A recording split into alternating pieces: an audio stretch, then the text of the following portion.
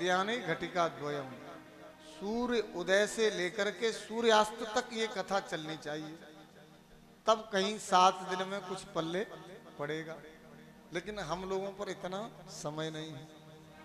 मध्याह्ने घटिका द्वयम, केवल 2 घड़ी का विश्राम, मात्र 48 मिनट के विश्राम से ये कथा हमको सुननी चाहिए। लेकिन हम लोग 3 घंटे भी कथा यदि नहीं सुने तो ये तो हमारी कृतज्ञता होगी। 3 घंटे यदि हम नहीं बैठ सके तो ये तो हमारा भगवान का अपराध होगा। इसलिए शुद्ध चित्त होकर के नारद जी अपने पूर्व जन्म की कथा सुनाते हैं। बताते हैं कि पूर्व जन्म में मैं एक दासी का पुत्र था। मेरी माँ संतों के आश्रम में सेवा का कार्य करती थी। तो एक बार वर्षा काल में संत चातुर्मास करने के लिए आए। मैं छोटा था, लेकिन छोटे छोटे बालकों की तरह चंचल नहीं था। मैंने अपनी इंद्रियों पर संयम कर लिया था। मैं महात्माओं की सेवा करता था, संतों की सेवा करता था।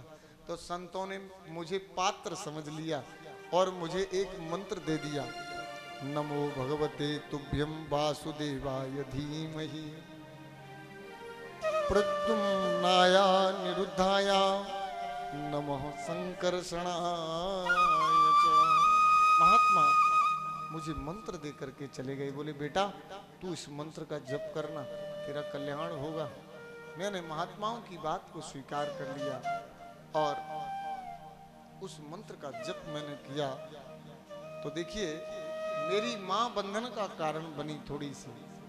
मेरी माँ जब भी मैं मंत्र को जपता माला को फेंक देती थी। तो मेरा मन बड़ा दुखी हो गया। मैं परमार्थ के मार्ग पर जाना चाहता था, लेकिन मैं अपनी माँ का इकलौता बेटा था। मेरी माँ भी चाहती थी कि यदि कहीं ये संत बन गया तो मैं तो कहीं की नहीं रहूंगी, क्योंकि माँ का तो पुत्र पर विशेष स्नेह होता है। लेकिन शास्त्र कहता है कि भक्ति के मार्ग में संसार के संबंध यदि बंधन का कारण बने तो उनकी अवज्ञा कर देनी चाहिए। जैसे माँ की बात भरत ने नहीं मानी थी। भरत ने अपनी माँ की बात की अवज्ञा कर दी थी, क्योंकि परमार्थ के मार्ग से रोक रही थी। और पिता की बात प्रहलाद ने नहीं मानी थी। प्रहलाद से बहुत प्रेम करता था हिरण्यकश्यपु, सब कुछ प्रहलाद को देना चाहता था। केवल अपेक्षा ये थी कि तू नारायण का नाम छोड़ करके मेरा नाम लेना शुरू कर दे। लेकिन प्रहलाद ने अपने पिता की बात नहीं मानी और गुरु की बात बलि ने नहीं मानी थी। बहुत समझाया था गुरुजी ने, और गुरुजी की कृपा से ही सब कुछ मिला था बलि को। लेकिन द्वार पर जब श्री अधोक्षज भगवान खड़े थे तो बलि ने गुरु की अवहेलना कर दी थी। तो परमार्थ के मार्ग में, भगवान के मार्ग पर जाने से यदि संसार भी आपको रोक रहा है तो उस संबंध का त्याग कर देना चाहिए। अयोध्या की तो बड़ी सुंदर घटना है। जब भरत जी राम जी से मिलने के लिए चित्रकूट पर जा रहे थे तो अयोध्या के युवाओं ने अपने वृद्धों से कहा, आज के वृद्ध तो घर छोड़ने को राजी नहीं। बच्चे घूमने चले जाते हैं, वृद्धों को घर में स्थापित कर जाते हैं। बेचारे घर में ही बैठे बैठे अपना समय निकालते रहते हैं, घर छूटता ही नहीं। इतनी माया मोह घर से लग जाता है, इतना मोह लोभ हो जाता है। लेकिन अयोध्या के वृद्धों को आप सुन लीजिए कि जब अयोध्या के युवा चित्रकूट पर राम जी से मिलने के लिए जा रहे थे तो घर के वृद्धों से कहा, बोले आप घर में ही रहना, हम राम जी से मिलने के लिए जा रहे हैं। तो उन वृद्धों ने क्या कहा, बोले आप राम जी से मिलने जा रहे हो और हम घर की रखवाली करें।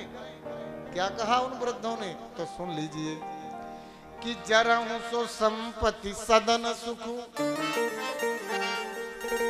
जरहु सो संपत्ति सदन सुख, सुहृद मातु पितु भाई, सन्मुख होत जो राम पद करहि न सहस सहाय। लगे ऐसे घर में, आग लगे ऐसी संपत्ति में जो राम जी से मिलने के लिए बंधन उत्पन्न करती है। तो ईश्वर से मिलने के लिए तो ऐसी कब तक दौड़ती हैं?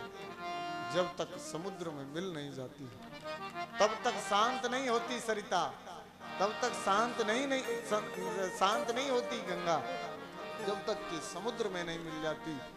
ठीक उसी प्रकार से मनुष्य के चित्त की वृत्ति परमात्मा की तरफ दौड़ती रहे और जब तक उस परम पिता परमात्मा से जुड़ नहीं जाए, उसमें मिल नहीं जाए, तब तक हमारी दौड़ बंद नहीं होनी चाहिए।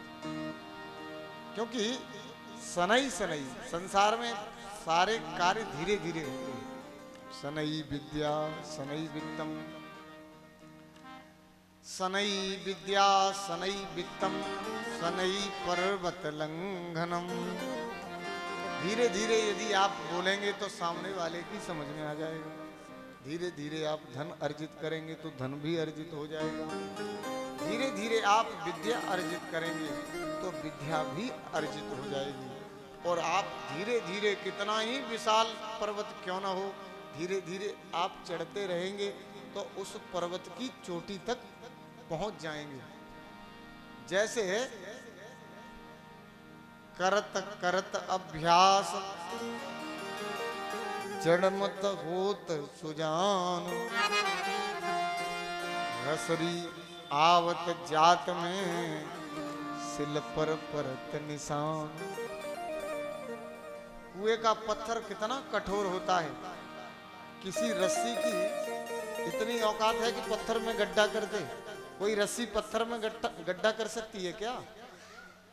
रस्सी की इतनी औकात नहीं, लेकिन निरंतर जब वो रस्सी उस पत्थर पर चलती है तो उस पत्थर में गड्ढे हो जाते हैं, जो कि कितना असंभव है। मूर्ख जो जड़ होता है वो भी चैतन्य हो जाता है। इसलिए निरंतर हम भगवान की भक्ति में लगे रहे, भाव और कुभाव के साथ में। तो नारद जी निरंतर भगवान के उस जप को करते रहे।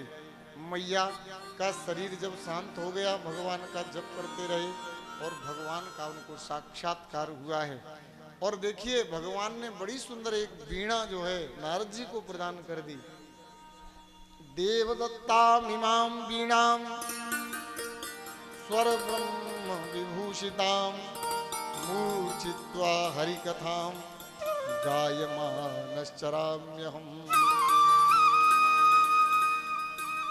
नारद जी अपने को धन्य मान रहे हैं कि जिस दिन से भगवान ने मुझे वीणा दी है ना, मैंने इस वीणा को कभी छोड़ा नहीं है और इसी वीणा के स्वरों पर मैं भगवान की लीलाओं का गान करता रहता हूँ। इस प्रकार नारद जी ने बड़ा दिव्य ज्ञान व्यास जी को दिया। व्यास जी भी अति प्रसन्न हो गए और उन्होंने बड़े सुंदर ग्रंथ की रचना की, श्रीमद् भागवत की रचना की। बोली श्रीमद् भागवत महापुराण की जय। 18,000 श्लोक लिखे हैं, 335 अध्याय हैं और 12 स्कंद, बड़ी सुंदर संहिता का निर्माण किया है। अब इसको पढ़ाया किसको जाए? तो परम वीतराग परमहंस शिरोमणि श्री सुखदेव जी जो व्यास जी के पुत्र हैं, उनको इस श्रीमद् भागवत संहिता को पढ़ाया है। और अब देखिए सौनक जी प्रश्न करते हैं सूत जी से कि आप हमको ऐसी कथा सुनाइए, ऐसी कथा सुनाइए कि जिन कथाओं से भगवान श्री कृष्ण की कथाएं निकलती हैं, वो कथा हमारी सुनने की इच्छा है। तो सूत जी बड़े प्रसन्न होकर के महाभारत से श्रीमद् भागवत में कथा आरंभ करते हैं। आप लोग ध्यान से सुनेंगे। बोली वृंदावन बिहारी लाल की, बोली जगन्नाथ भगवान की जय। यदाम्रधे कौरव सृंजयानां वीरे स्वतो वीरगतिं गतेषु। यदाम्रधे कौरव सृंजयानां वीरे स्वतो वीरगतिं गतेषु। ब्रकोदरा विद्ध गदा विमर्शा भगनोरुदंडे धृतराष्ट्रपुत्रे।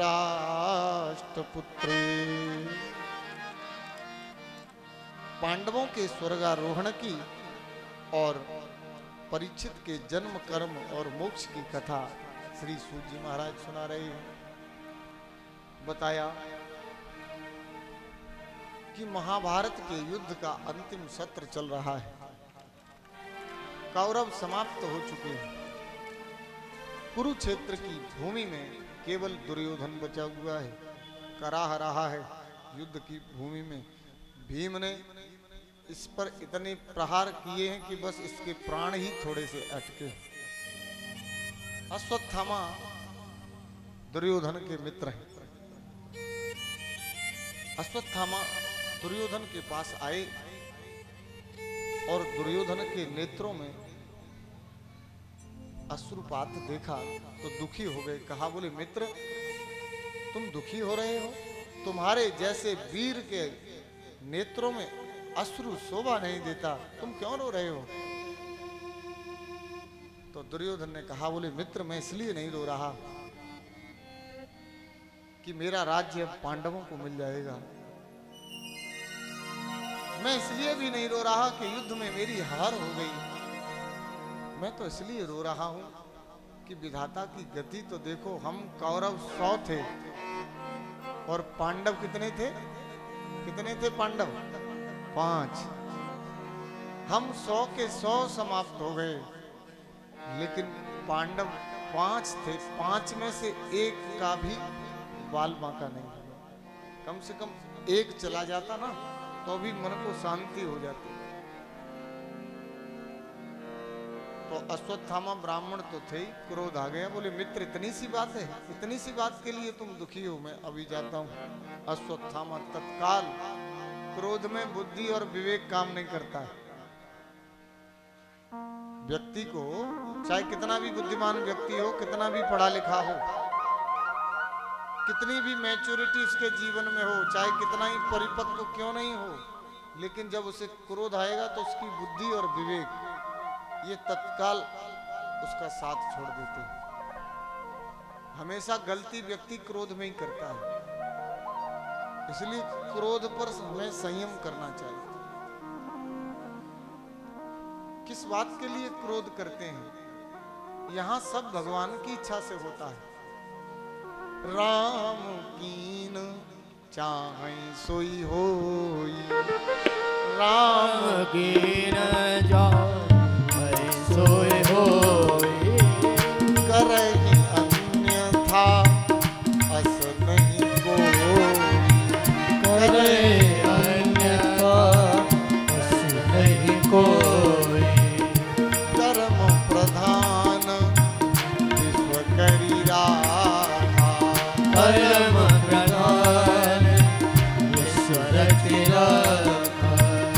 जो जसु करहि सो तसु फल चाखा, जो जस करहि सो तस फल चाखा। निज कृत कर्म भोग सब भ्राता, निज कृत कर्म भोज सब भ्राता। को न काऊ सुख दुख करदाता, ओ न काहू सुख दुख करदाता। इस संसार में जो भी हो रहा है वो सब भगवान की इच्छा से ही हो रहा है। इस संसार में गुण को भी भगवान ने प्रकट किया है और दोष को भी भगवान ने प्रकट किया है। अच्छा भी भगवान से प्रकट हुआ है और बुरा भी भगवान से प्रकट हुआ है। भगवान तो लीलाधारी है। कहे मुनीस हिमवंतु सुनु, जो विधि लिखा लीलार। देव धनुज नर नाग मुनि, कौन में टनिहार। हमारा सब कुछ हमारे भाग्य पर ही अविलंबित है। बहुत से लोग भाग्य को नहीं मानते हैं, बहुत से लोग कर्म पर विश्वास करते हैं, लेकिन वास्तव में विद्वान कहते हैं कि भाग्यम फलति सर्वत्र न च विद्या न च पौरुषम। कभी कभी बहुत पुरुषार्थी व्यक्ति, बहुत पढ़े लिखे व्यक्ति जीवन में फेल हो जाते हैं और एक मंद व्यक्ति भाग्य के भरोसे अपना पूरा जीवन काट लेता है। तो भाग्य पर ही ये सारा संसार अविलंबित है। यदि भगवान ने ज्यादा बुद्धि आपको नहीं दी है तो आप किसी बुद्धिमान व्यक्ति के सहारे, उसके भरोसे अपना जीवन समर्पित कर दीजिए, आपका जीवन कट जाएगा। परेशान कौन रहता है ना? परेशान वो व्यक्ति रहता है कि जो जानता नहीं और किसी की मानता नहीं। यदि आप कुछ जानते नहीं तो किसी की शरण ले लो। लेकिन संसार में जो व्यक्ति मध्य में रहता है, एक तो जाने नहीं और एक किसी की माने नहीं। एक राजा था, उसने अपने मंत्री से कहा, बोले देखो हमारी राजकुमारी के लिए ऐसा वर ढूंढो, ऐसा दूल्हा ढूंढो कि जिसमें कम से कम 100 गुण होने चाहिए। 100 गुण वाला वर हमारी राजकुमारी के लिए ढूंढा जाए। तो मंत्री भी भ्रमण करने लगे, लेकिन 100 गुण से संपन्न कोई राजकुमार मिले नहीं। एक जगह गए, दुखी हो गए, कहा बोले हमारा राजकुमार बड़ा अच्छा है, इसमें 100 गुण तो नहीं है, लेकिन 98 गुण इसके अंदर हैं। तो मंत्री जी प्रसन्न हो गए, बोले तो ठीक है, 2 गुण से कोई फर्क नहीं पड़ने वाला है, राजा से कह देंगे कि 98 गुण हैं, बहुत होते हैं, 1 आध 2 कम चल जाएंगे। तो राजकुमार को लेकर के गए, राज दरबार में उपस्थित कर दिया। राजा ने पूछा, बोले कितने गुण हैं? बोले हमारे अंदर 98 गुण हैं। बोले 2 गुण तुम्हारे अंदर कौन से ऐसे कम रह गए कि पूरे 100 नहीं हुए? तो इसने कहा, बोले राजा हमारे अंदर 2 गुण कौन से पूरे नहीं हुए हैं, सुन लीजिए, कि एक तो हम किसी की मानते नहीं हैं, दूसरा हम कुछ जानते नहीं। तो जीवन में यदि स्वयं की समझ में नहीं आवे तो किसी दूसरे से पूछ लेना चाहिए, किसी दूसरे के सहारे, बुद्धिमान व्यक्ति के सहारे अपना जीवन यापन कर लेना चाहिए। जिद नहीं रखनी चाहिए कि हम किसी से नहीं पूछेंगे, हम किसी की शरण में नहीं जाएंगे। तो कथा कहाँ चल रही थी? कहाँ चल रही थी कथा? कथा चल रही थी, नारद जी अपने जीवन का प्रसंग व्यास जी को सुनाते हैं और व्यास जी श्रीमद् भागवत की रचना करके सुखदेव जी को सुना करके महाभारत का प्रसंग, जिसमें दुर्योधन जो अत्यंत दुखी है, जिसका दुख निवारण करने के लिए क्रोध करते हुए अश्वत्थामा पांडवों की वध के लिए निकल पड़ते हैं। लेकिन भगवान जिसकी रक्षा करता है उसे कोई मार नहीं सकता। परमात्मा जिसकी रक्षा करे उसे कोई मार नहीं सकता, और परमात्मा जिसे छोड़ दे उसे कोई बचा नहीं सकता है। माता मृत्यु के समान हो जाता है और पिता यमराज के समान हो जाता है, जिस पर भगवान की कृपा नहीं होती। भगवान की कृपा के बिना माता पिता भी मृत्यु और यमराज के समान हो जाते हैं। तो आज भगवान जानते थे कि अश्वत्थामा आ रहे हैं, ब्राह्मण के क्रोध के समक्ष पांडव ठहर नहीं पाएंगे, तो पांडवों को लेकर के भगवान चले गए हैं। लेकिन पांडवों के शिविर में पांडवों के 5 बालक सो रहे थे। तो अर्धरात्रि में युद्ध के विरुद्ध नियम अपनाते हुए अश्वत्थामा ने उन 5 पुत्रों का वध कर दिया। उनके मस्तक लेकर के दुर्योधन के समक्ष प्रकट हो गए। कहा, बोले मित्र तुम एक के लिए रो रहे थे, मैं 5 पांडवों के सिर लेकर के आ गया। तो दुर्योधन बड़ा भारी प्रसन्न हुआ, बोले मित्र हो तो ऐसा। लेकिन जैसे ही वो स्वरूप देखे तो बड़ा भारी दुख दुर्योधन को हुआ। अरे ये पांडव नहीं है, ये तो पांडव पुत्र हैं, तुमने तो वंश ही निर्वंश कर दिया। अब ना कोई कौरव वंश में रहा और ना कोई पांडव वंश में रहा।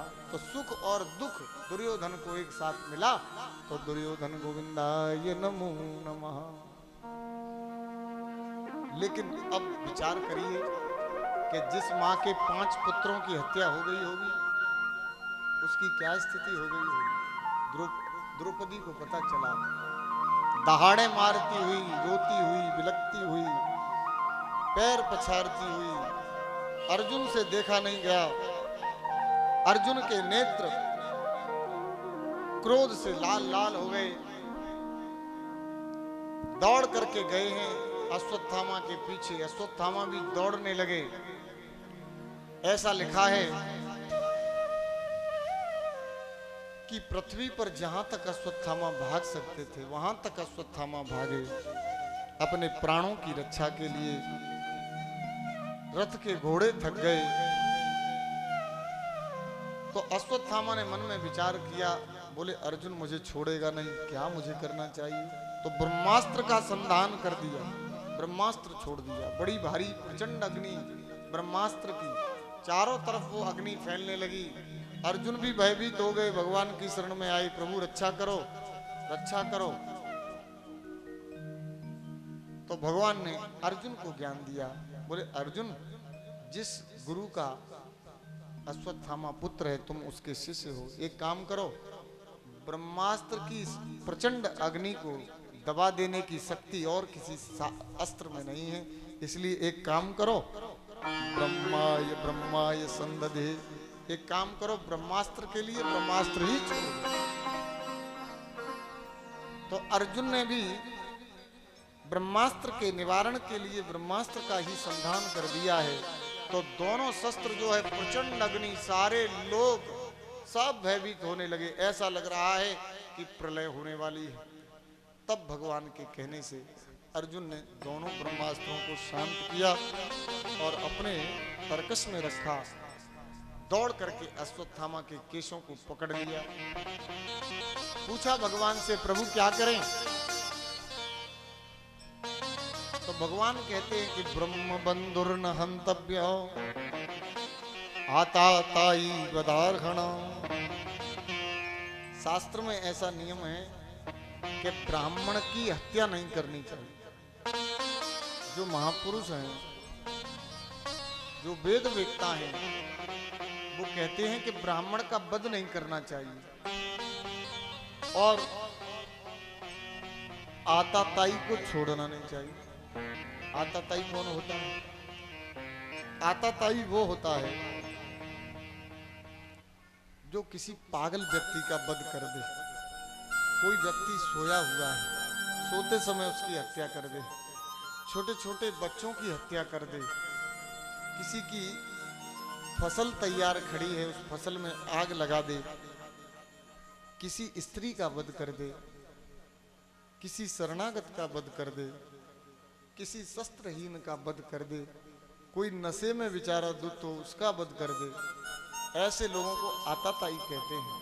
तो अश्वत्थामा ने तो यही कार्य किया था, सोते हुए बालकों की हत्या की थी।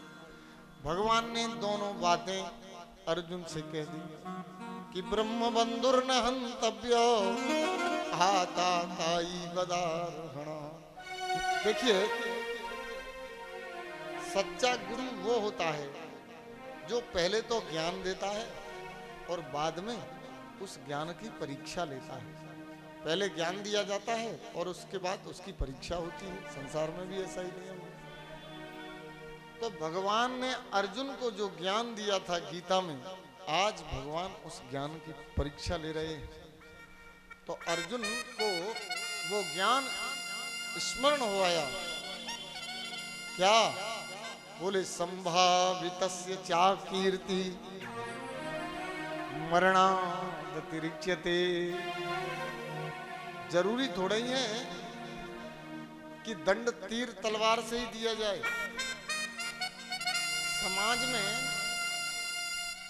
जो व्यक्ति सम्माननीय होता है और उसका समाज में ही अपमान कर दिया जाए तो संसार में सबसे बड़ा दुख जो है अपमान की जाति का होता है।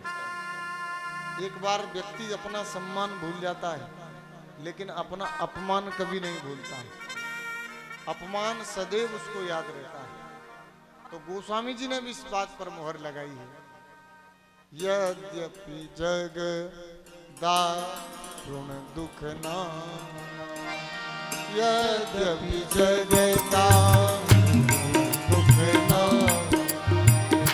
यद्यपि अगला दुख नारा सबसे बड़ा जाति अवमाना सबसे अधिक जाति अभिमाना संभावित कहूं अपजस लाहू संभावित कहूं अब जस लाहो मरण कोटि सम दारुण दारुण मरण कोटि सम दारुणता हो।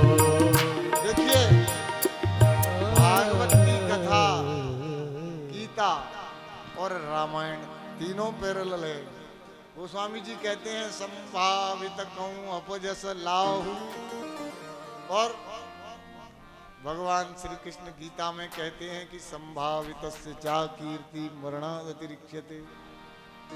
समाज के सम्मानीय व्यक्ति को समाज में ही अपमानित कर दिया जाए तो मृत्यु तो एक बार होती है, लेकिन समाज में जो अपमान हुआ है जितनी बार वो उस अपमान को स्मरण करेगा उतनी बार उसकी मृत्यु होगी। तो अर्जुन इशारा समझ गए। अर्जुन ने अश्वत्थामा के जो लंबे लंबे केस थे उनका मुंडन कर दिया, मस्तक में जो तेज था, जो मणि थी वो मणि निकाल ली, और भगवान से भी रहा नहीं गया। भगवान ने भी साप दे दिया, बोले ए अश्वत्थामा ये तेरा घाव 5000 वर्ष तक भरेगा नहीं, और इस घाव में ऐसी दुर्गंध आती रहेगी जैसे सब जो है सड़ जाता है। इस तरह से भगवान ने भी अश्वत्थामा को शाप दे दिया। अश्वत्थामा छोड़ करके चले गए। अब देखिए भगवान ने कहा, बोले आपकी युद्ध में विजय हो गई, हम भी चलना चाहते हैं, हमारा भी तो घर द्वार है, कितने दिन हो गए आपके साथ युद्ध करते करते। तो भगवान के जाने की तैयारी हो रही है, भगवान प्रस्थान कर रहे हैं द्वारिका के लिए। सब भावहीनी विदाई दे रहे हैं, लेकिन इधर अश्वत्थामा ने एक और षड्यंत्र किया। क्या किया? फिर से ब्रह्मास्त्र छोड़ दिया। 5 बाण छोड़े पांडवों के लिए, बाणों को जब शांत कर दिया तो ब्रह्मास्त्र छोड़ दिया तो बड़ी भारी समस्या प्रकट हो गई। एक बार तो जैसे तैसे ब्रह्मास्त्र को शांत किया था, पुनः ब्रह्मास्त्र छोड़ दिया तो वो ब्रह्मास्त्र पांडवों की तरफ न आकर के कहां गया? उत्तरा के गर्भ की तरफ। तो इसमें महाभारत की एक कथा मिलती है, बड़ी रहस्यमयी कथा है कि जब अश्वत्थामा ने ब्रह्मास्त्र को छोड़ा तो वहां व्यास जी हो गए थे। व्यास जी ने कहा, बोले अश्वत्थामा ये ब्रह्मास्त्र तुमने किसके लिए छोड़ा है? तो वास्तव में अश्वत्थामा की उत्तरा से कोई शत्रुता नहीं थी। अश्वत्थामा ने वो ब्रह्मास्त्र पांडवों के लिए ही छोड़ा था, लेकिन उत्तरा के गर्भ पर कैसे चला गया? तो व्यास जी अश्वत्थामा के आदरणीय थे। व्यास जी ने अश्वत्थामा से ये कहा था कि इस ब्रह्मास्त्र को तुम उत्तरा के गर्भ पर छोड़ दो, क्योंकि पांडवों की भगवान रक्षा करना चाहते हैं, और भगवान जिसकी रक्षा करना चाहते हैं उसे कोई मार नहीं सकता है। तो व्यास जी के कहने से अश्वत्थामा ने ब्रह्मास्त्र की जो दिशा थी उसको मोड़ दिया था। तो उत्तरा दौड़ती हुई आई है भगवान की शरण में, बोले प्रभु मेरा ये शरीर समाप्त हो जाए, मुझे कोई चिंता नहीं, मेरा पति चला गया, मैं शरीर को रख करके क्या करूंगी, लेकिन मेरे गर्भ में जो बालक है वो पांडवों का वंशज है, आप इसकी रक्षा करें। तो भगवान ने उत्तरा के गर्भ में अंगूठे के बराबर शरीर धारण करके प्रवेश किया है और ब्रह्मास्त्र के तेज से उस बालक की रक्षा की। लेकिन ऐसा लिखा है महाभारत में कि कि परीक्षित जब पैदा हुए तो मृत पैदा हुए, मरे हुए पैदा हुए। तो बड़ी ध्यान से सुनने जैसी बात है कि परीक्षित मरे हुए पैदा हुए तो भगवान ने अपनी भुजा उठाई, अपनी दाहिनी भुजा उठा करके भगवान ने कहा कि यदि मैं सत्य संकल्प हूं, यदि जीवन भर मैंने सत्य का आश्रय लिया है, तो ये मरा हुआ परीक्षित जीवित हो जाए, ऐसा भगवान ने कहा। और इतना कहते ही परीक्षित जीवित हो गया। अब आप विचार करिए, क्या भगवान सदैव सत्य बोलते थे? क्या आपने भगवान की ऐसी कोई कथा सुनी है जिसमें भगवान ने झूठ बुलवाया हो? सुनी है? आप लोगों ने सुनी है कथा? अगर आप लोग कथा सुनते हैं भागवत की तो ध्यान से सुनना।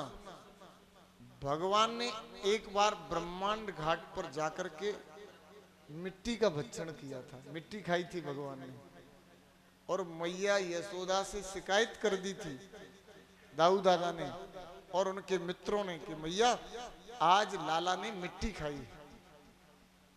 तो मैया जब छड़ी लेकर के भगवान के सामने उपस्थित हुई, कहा बोले बेटा मैंने सुना है कि तुमने मिट्टी खाई है। कस्मान मृदांतात्मन त्वम सुकरोसी, बड़े अच्छे अच्छे नामों से भगवान को पुकार करके बोले लाला तूने मिट्टी खाई है? तो भगवान ने क्या कहा? बोले ना हम भक्षित बानम व सर्वे मिथ्या विशंसिनः। बोले मैया मैंने नहीं खाई, ये सब तो सब झूठ बोल रहे हैं। अब विचार कीजिए कि भगवान श्री कृष्ण धर्म के रक्षिता हैं, अविरक्षिता हैं। जब वही झूठ बोलेंगे तो समाज पर उसका क्या प्रभाव पड़ेगा? भगवान ने मिट्टी खाई, लेकिन मैया ने पूछा तो भगवान ने कह दिया कि मैंने नहीं खाई। देखिए भगवान ने यहाँ झूठ बोला, और हम तो कहते हैं कि भगवान लोगों से झूठ बुलवाते भी थे। महाराज युधिष्ठिर इन्होंने व्रत ले रखा था कि मैं जीवन भर सत्य का आश्रय लूंगा, सत्य का कदाचित कैसी भी परिस्थिति में त्याग नहीं करूंगा। तो सत्य के बल पर राजा युधिष्ठिर का रथ पृथ्वी से 6 अंगुल ऊपर चलता था, सत्य बोलने से। सत्य की ऐसी महिमा है, एक बार व्यक्ति संकल्प कर ले सत्य बोलने का, मैं दावे के साथ कह सकता हूं उसकी आत्मा इतनी शांत हो जाएगी, संसार ऐसा सुखी उसको प्रतीत होने लगेगा। लेकिन बड़ा कठिन काम है। व्यक्ति का सत्य बोलना, व्यक्ति का सरल होना बहुत कठिन है, लेकिन ये दोनों यदि जीवन में आ जाएं तो जीवन का आनंद ही मिलने लगेगा। तो युधिष्ठिर सत्य संकल्प थे कि मैं जीवन भर चाहे प्राण चले जाएं लेकिन असत्य का आश्रय कभी नहीं लूंगा। लेकिन एक बार महाभारत के युद्ध में द्रोणाचार्य जैसे धनुर्धर खड़े हुए थे तो सभी भयभीत होने लगे पांडव। बोले क्या करें? बोले गुरुजी के सामने कोई भी गुरु अपने शिष्य को जब विद्या देता है तो गुरु की पूरी विद्या शिष्य ले नहीं सकता है। कितना ही ब्लैक बोर्ड पर गुरुजी हमें पढ़ावें, हमारे गुरुजी ब्लैक बोर्ड पर चाहे कितना भी पढ़ावें, लेकिन उतना पूरा हम लेके नहीं आ सकते हैं। तो महाभारत का युद्ध द्रोणाचार्य के रहते जीता नहीं जा सकता था। तो महाभारत में द्रोणाचार्य की कमजोरी, द्रोणाचार्य की वीक पॉइंट क्या था?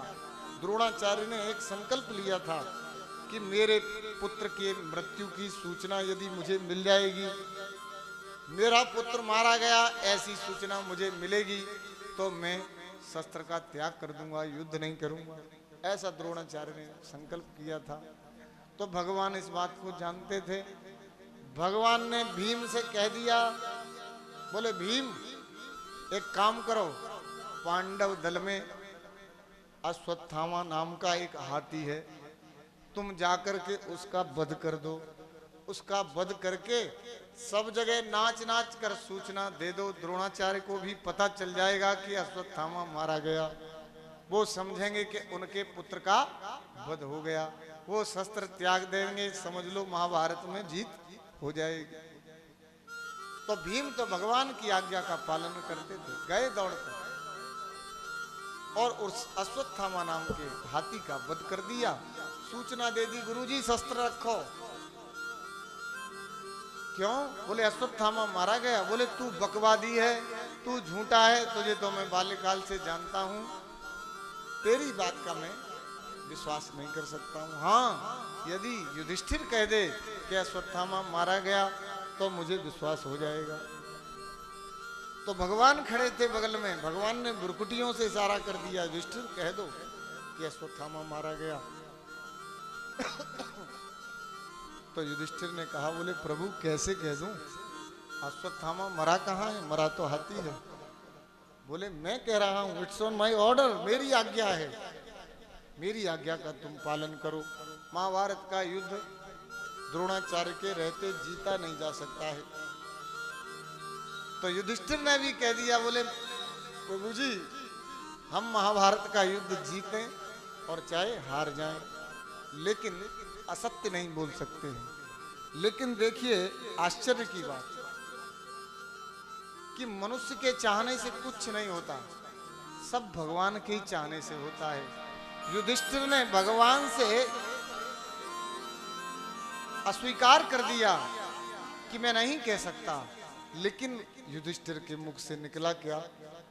जब द्रोणाचार्य ने पूछा तो युधिष्ठिर के मुख से निकला क्या कि अश्वत्थामा हतो। गुरुजी अश्वत्थामा तो मारा गया, लेकिन नरोवा कुंजरोवा। अब इतना कहा ना अश्वत्थामा हतो, इतने में तो भगवान का शंख बजने लगा। अब देखिए सीधी सीधी बात भी तो कह सकते थे युधिष्ठिर कि अश्वत्थामा तो मारा गया लेकिन हाथी मरा है, लेकिन ना, बात को बहुत लंबा कर दिया। ये किस कारण से हुआ? ये भगवान की प्रेरणा से हुआ है। देखिए ना तो युधिष्ठिर ने सत्य बोला और न भगवान की बात मानी, न तो सत्य का अनुगमन कर पाए युधिष्ठिर और न भगवान की बात मानी। क्या हुआ? तत्काल जो रथ पृथ्वी से 6 अंगुल ऊपर चलता था वो पृथ्वी पर आकर के लग गया। ना सत्य का आश्रय लिया, ना भगवान की बात मानी।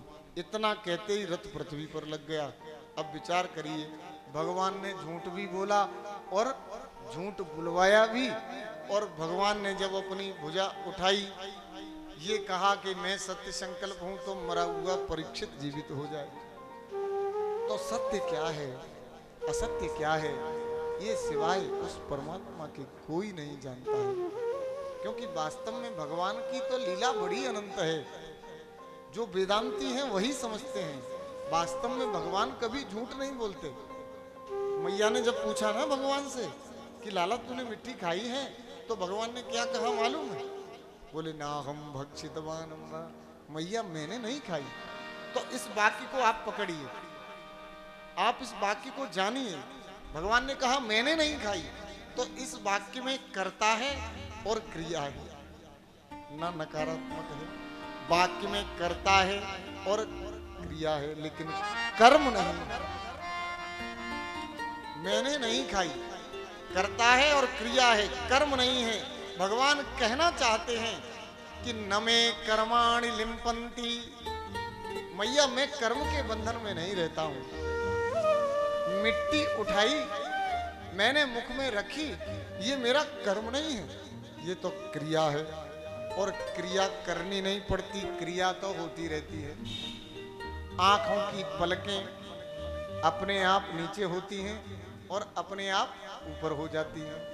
हृदय की धड़कन अपने आप धड़कती रहती है, इसको करना नहीं पड़ता है। रक्त का संचार शरीर में अपने आप निरंतर होता रहता है। तो मैया ये तो क्रिया है और कर्म के बंधन में मैं कभी आता नहीं हूं। तो जो वेदांती है वो इसी वाक्य को पकड़ते हैं। तो सत्य असत्य सिवाय ईश्वर के कोई नहीं जानता। धर्म क्या है, अधर्म क्या है, ये सिवाय उस ईश्वर के कोई नहीं जानता। सुमंत जी ने राम जी से पूछा कि धर्म क्या है, तो राम जी ने कहा धर्म न दूसर सत्य समाना। धर्म न दूसर सत्य समाना। धर्म दूसर सत्य समाना। धर्म न दूसर सत्य समाना। सुमंत जी ने पूछा कि धर्म क्या है, तो भगवान ने कह दिया कि सत्य से बढ़कर के कोई धर्म नहीं है। अब देखिए भरत जी पूछते हैं भैया धर्म क्या है, तो वक्ता वही है और धर्म की परिभाषा बदल रही है। पर धर्म नहीं भाई, पर धर्म नहीं भाई। पर धर्म नहीं भाई। पर अब देखिए माता जानकी भगवान से पूछती है प्रभु धर्म क्या है, तो वक्ता वही है, धर्म की परिभाषा बदल गई। सादर सास ससुर पद पूजा। सादर सास ससुर पद पूजा। एहि के धर्म अधिक नहीं दूजा। एहि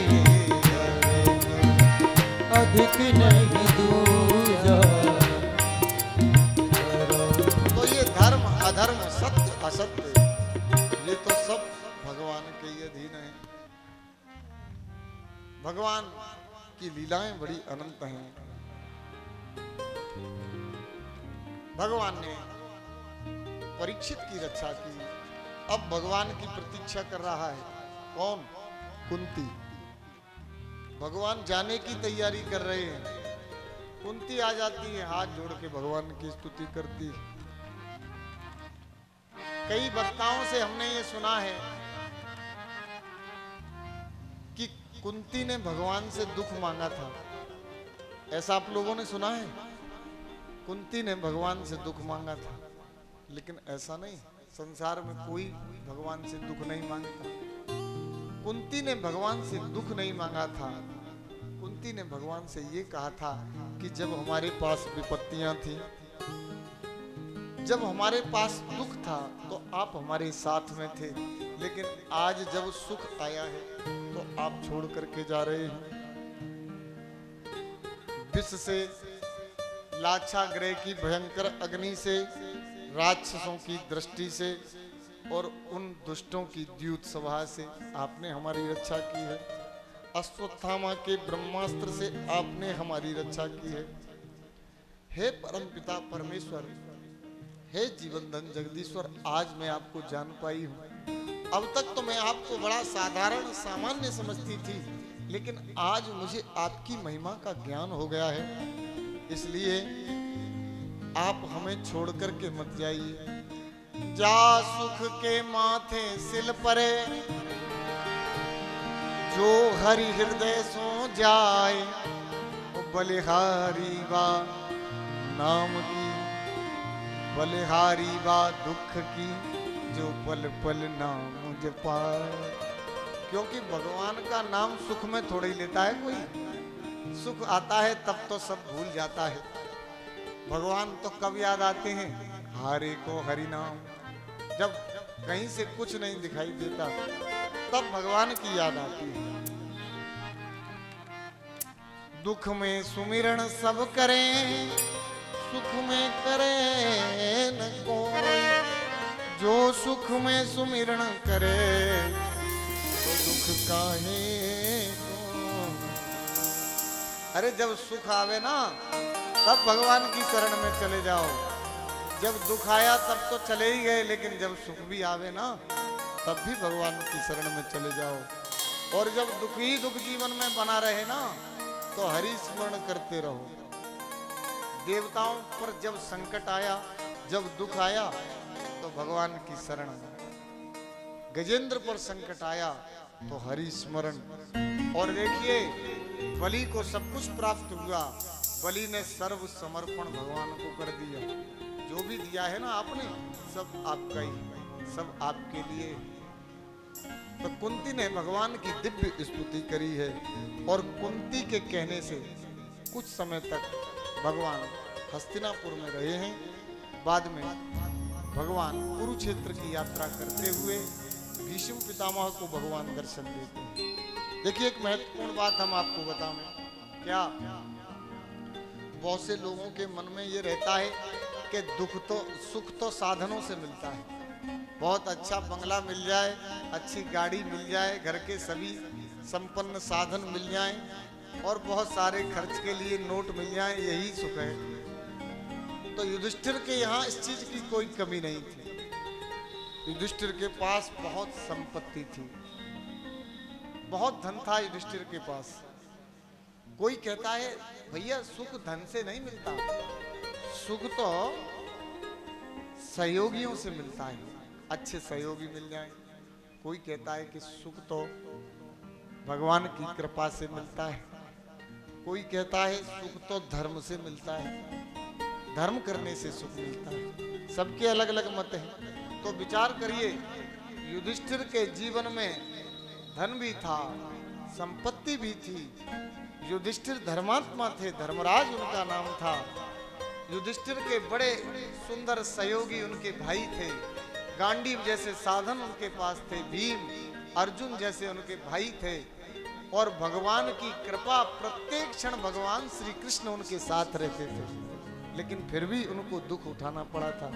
तो हम लोगों की तो क्या औकात है। जीवन में सुख और दुख दोनों की तैयारी हमारी होनी चाहिए। सुख और दुख दिन और रात्रि की तरह हैं।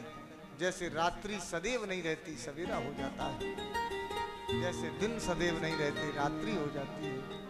तो दुख में ही तो व्यक्ति जीना सीखता है, दुख में ही तो उसका विवेक जागृत होता है। तो दुख आवे तो घबरावे नहीं, भगवान के नाम के सहारे उस दुख को ग्रहण कर लेना चाहिए।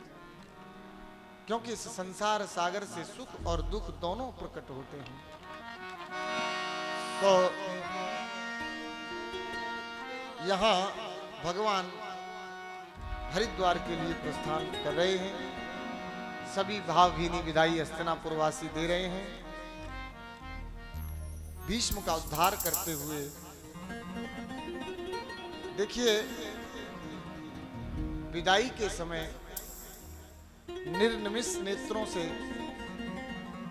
स्नेह बंधन से बंधे हुए हस्तिनापुरवासी भगवान को देख रहे हैं। लेकिन शास्त्र में ऐसा लिखा है, देखो,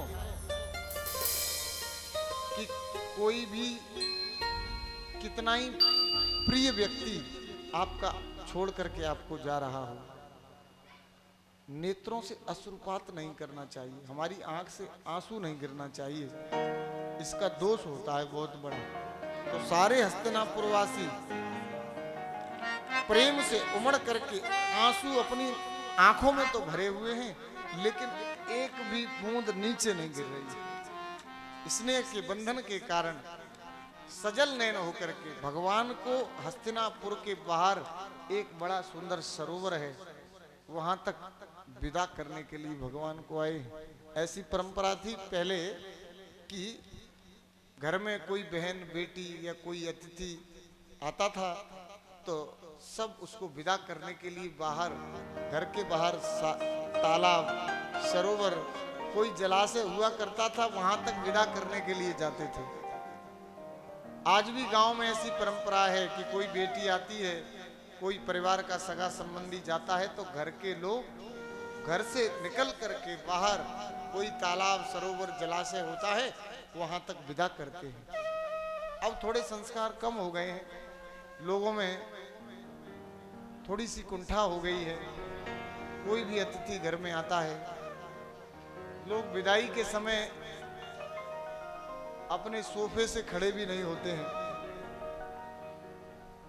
वहीं बैठे बैठे विदाई कर देते हैं। लेकिन ऐसा नहीं होना चाहिए। अतिथि गुरु ईश्वरः, हमारे घर में जो अतिथि आया है वो साक्षात ईश्वर का ही स्वरूप माना गया है।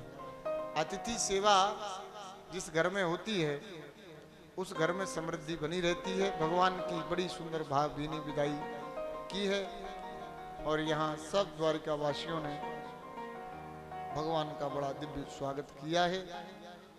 और बाद में एक अध्याय में विदुर ने धृतराष्ट्र को ज्ञान दिया है। क्या ज्ञान दिया है? विदुर ने धृतराष्ट्र को ज्ञान दिया, बोले देखो तुमने पांडवों के लिए क्या नहीं किया था, हमेशा तुम उनके लिए षड्यंत्र रचते रहे, अग्नि में जलाने का प्रयास किया, विष देने का प्रयास किया, और आज पांडवों के दिए हुए अन्न से अपना पालन कर रहे हो, उसी अन्न से अपना पोषण कर रहे हो, लज्जा नहीं आती? अरे बुढ़ापे से गले हुए इस शरीर को रख करके क्या करोगे? जिस व्यक्ति के साथ तुमने छल किया, बहुत से लोग समाज में ऐसे होते हैं, निंदा करते हैं, बुराई करते हैं और उसी व्यक्ति के घर का अन्न खाते हैं, उसी व्यक्ति के साधनों का प्रयोग करते हैं। ऐसे व्यक्ति निंदनीय होते हैं। तो आज विदुर जी धृतराष्ट्र को ये शिक्षा दे रहे हैं, बोले देखो तुमने पांडवों के साथ क्या नहीं किया था, पुत्र मोह में पड़ करके तुमने पांडवों के साथ अन्याय किया, आज उन्हीं के दिए हुए अन्न से तुम अपने शरीर को पाल रहे हो, छोड़ दो शरीर को। दुखी हो गए धृतराष्ट्र। तो धृतराष्ट्र ने विदुर का अनुगमन किया। विदुर मैं क्या करूं, मेरे पास तो दृष्टि भी नहीं है, मैं कहां जाऊं, क्या करूं? तो विदुर भाई थे धृतराष्ट्र के, तो विदुर जैसा भाई सबको मिले। विदुर जी धृतराष्ट्र को हाथ पकड़ करके लेके गई, लेकिन गांधारी भी अपने पति का अनुगमन करती थी। पता चल गया अर्धरात्रि को गांधारी भी साथ में आई है। हरिद्वार लेकर के विदुर जी आए हैं और वहां धृतराष्ट्र की जो चेतना थी वो जग गई।